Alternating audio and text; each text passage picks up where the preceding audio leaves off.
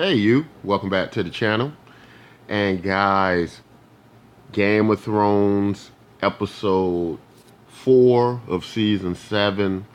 Some are saying best Game of Thrones episode to date right now. And with everything that's happened, I think I'm gonna pretty much have to agree and be on board with that because we did get the reunion of all the Stark children, and that was just uh, amazing as we've seen their individual journeys, and they all end up, back with one another. But the character I'm really excited about. I really like what they've done with the character. Is Brandon Stark. Uh, and Bran, of course, knowing everything and he can see everything, he's become this stoic, uh, you know, uh, uh, detached from humanity, being now the three-eyed raven. But what's kind of weird for me, what's interesting is that there seems to be kind of two brands, doesn't it? We remember the brand who had the visions, who was still brand and still quite interested in, pretty much what was going on in his family's life. So I don't know if the visions have changed him, and he's no longer he's looking at more the big picture now than what's happened. But it's just weird when he keeps saying he's no longer Brandon Stark, and we remember we got the three-eyed raven downloading himself kind of at the end of season. When the White Walker, the Night's King, took over the weirwood tree they were living in. But just something strange about that I'm trying to put in my head now. Is Brandon Stark really become someone else? Because he seems also very detached from his family, almost like he doesn't know them, almost like they're all just uh, uh, parts to play in the story and what's coming next. And yeah, just interesting. Even when they did the scene with Benjen Stark, who took him to the wall. Bran was like, "Thank you, Uncle Benjen." Even then, Bran seemed more attached to, his family, and now it's just kind of strange to see his character take a dramatic turn. Maybe he's learned more that we haven't seen yet, and it's changing. But it's almost like Bran's someone else too. It's like he's many people, and maybe that's part of why he's acting this way. He doesn't really. Uh, uh, uh, have this relationship anymore with with everybody else. Maybe he's found out. Maybe he's many people through history that he's been many people. He's done many things outside the Stark family. So just all very interesting. I love what they've done with the character, and I'm very interested in seeing, more of what's happening. But of course, guys, we got to see, Dany, you know, pretty much coming to her rules end with Tyrion's counsel. Tyrion, wants to do things a certain way, and it kind of harkens back to what Lady Olenna was telling Daenerys, earlier. It was almost like she was saying to her, "You're doing things Tyrion's way. You're doing things a Lannister way. Almost like don't trust a Lannister because Tyrion has a vested interest in the protection of his family, who's, at the helm of all this." And so Daenerys kind of just comes to her road in with that and decides that, she puts that together and says, "Are you, it's almost your family, you mean, are you trying to aid your family in this effort? And is that why we're partly losing here?" And I thought that was, show wisdom, in the Daenerys character because, of course, I think Tyrion is on Daenerys' side, but obviously he's going to do, what he can to some effort possibly to help his family, at least help Jamie to survive, which I kind of felt like, well, yeah, that will somewhat aid in the war effort, because I think we pretty much know at this point Jaime's not going to turn his back on Cersei, that he's going to fight with her towards the end. And right, as we got to see in this scene, I think at this point it's a little bit too far gone to try to repair the relationship with Jaime and Tyrion. There's too many Lannisters dead. It's too much is lost now. I don't think they can come back off of that. But we also got, this very, interesting scene with Jon Snow, as we got to see, and Daenerys, where he's mining the dragon glass, but he's showing her this painting before he starts to tear down the walls, further to mine of how the White Walkers came together, and how, or rather, how the first men came together to fight against the White Walkers. This real world-ending threat. But it's kind of confusing, because it's like, okay, is Daenerys? She doesn't ever really respond to Jon in a definitive way, like I believe what you're talking about. I am willing to, take this serious. But she does make a very interesting statement, and it kind of made sense to me. It made a lot of sense, because what she was saying to Jon, yeah, I will fight for you. I will fight for the North, but will you bend the knee? If this cause is as important as you're saying, looks like it wouldn't matter if you're king in the North or not. And that is a good point.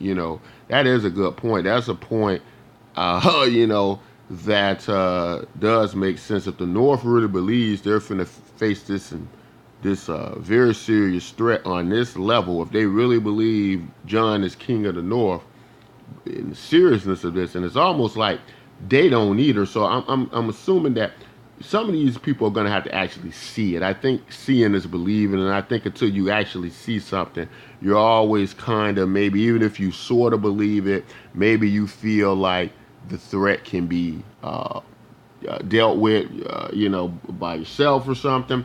But they should be willing to really, bend the knee if that's what it's going to take, because it's not going to matter, like they said in many earlier episodes. So we kind of was left off with that. Doesn't know if Jon did it or not, or when he's going to do it. I think Jon is going to do it, because Jon, to me, is a person who doesn't really want to be king anyway. But not only that, he sees the biggest, the bigger picture.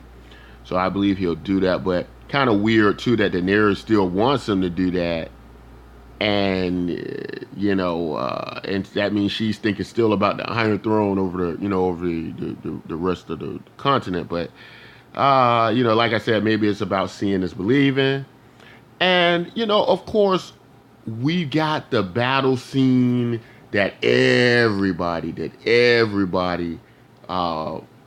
just was waiting on, anticipating, talking about, and that is Daenerys finally going off on Drogon, leading the Dothraki horde into open field battle, catching the Lannisters with their pants down on the way back to King's Landing with a lot of gold.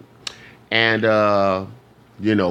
we got to see where HBO has spent a ton of money, just some of the best, obvious, the best CGI I've seen on a TV show. Definitely they probably spent like $50 million on this episode. Rivals movies, better than a lot of movies. But just a awesome battle scene with Drogon just showing how dragons fight on a battlefield, how they burn everything to flames, and harkens back to the Field of Fire for those of you who read the books. When Aegon first conquered Westeros, gives you a visual of what it must have been like it must have even been more chaotic with 3 dragons, although it was several more armies. So this was a epic battle as well. This would have been an epic battle, better than what we got here. This probably it would have been $100-200 million budget to really do the original Field of Fire. But we got a taste of it and what it must have been like just watching this, and it was amazing. Now, we did get Drogon, of course, being shot down by Bronn using what they call the Scorpion or the Ballista. The ballistic device that was created by Kyborg. And it was effective. This thing obviously can kill a dragon. It wounded Drogon. It didn't kill him, but it wounded him, as we got to see. And brought him down. And that's when we get this epic scene of Jaime charging, after he's seen the devastation done, all is pretty much lost. He's charging with lance to try to, I guess he thinks he's gonna take down Drogon. Kind of reminds me of back in the fighting pits back in Marine when you'd have these guys with spears, going for their last, trying to go out in their last blaze of glory and take down the dragon. So Jaime caught one of those moments. We got to see. I'm assuming it's Bronn that saves him. It seems very Bronnish, but it could have been Deacon too, right? Could have been a Deacon Tarly. We got to see Deacon Tarly, save Jaime before. Could have been him, but we also know Bronn likes to keep Lannisters alive because they're his golden ticket. He can't make money without Lannisters, so he has a definitely vested interest to risk his life to try to keep his meal ticket going. And so, Jaime kind of sinks down in this heavy armor into the water. We don't know what's going to happen to him. We don't know if they think he's dead down there, just left him. We don't know if he's going to fish him out and he's going to be taken prisoner for, information, for use against Cersei. But it was just an awesome episode, guys. Interesting, too. Of course, the spoils, which is, part of the title of the episode, the spoils that are returning, with the Lannisters back to King's Landing. I saw Drogon burn a lot of wagons that I thought was carrying its gold. Now, some people online are saying that the gold is still, they were still able to get the gold back to King's Landing, like the... But is that what happened? I don't recall that. I don't believe any of these guys escaped. I thought it's possible maybe I missed something, but I thought I saw Drogon just going down that caravan line, just burning wagons, and I thought maybe he had burned up that gold as well to stop Cersei from paying the Iron Bank. I have no idea. We'll have to see that in the next episode. Maybe some of the wagons did get through and make it back to King's Landing so that Cersei can pay off the Iron Bank, have more support from the Iron Bank. But guys, wow, just amazing episode. But getting back to Bran, I want to go out with Bran, talking about some of the things Bran did, but Bran, of course, just this amazing scene where Littlefinger, is giving Bran this dagger, this Valyrian steel dagger, the same one that was used in episode or season 1 of where Bran was an assassin, hired by was hired to take him out, and and some people think perhaps it was the Lannisters, but was it the Lannisters or was it Littlefinger? And Bran, I'm sure, knows who it was. But when he was talking about that, coming back to the chaos, when Bran tells him chaos is a ladder, Littlefinger has to get up and go. Littlefinger's like, uh-oh, Can't manipulate this kid. I got to get the hell out of here. And I thought that scene was hilarious. How quick Littlefinger got up and got out of there because Littlefinger, came to the conclusion that I'm dealing with something here I've never dealt with before. I'm unmatched here. And this kid knows too much, and there's too much going on. So Littlefinger's probably, I'm sure, has already caught wind that Bran sees visions that are these visions that, and if he hasn't caught on to that yet, he clearly now understands that and is going to have to try to stay clear of Bran.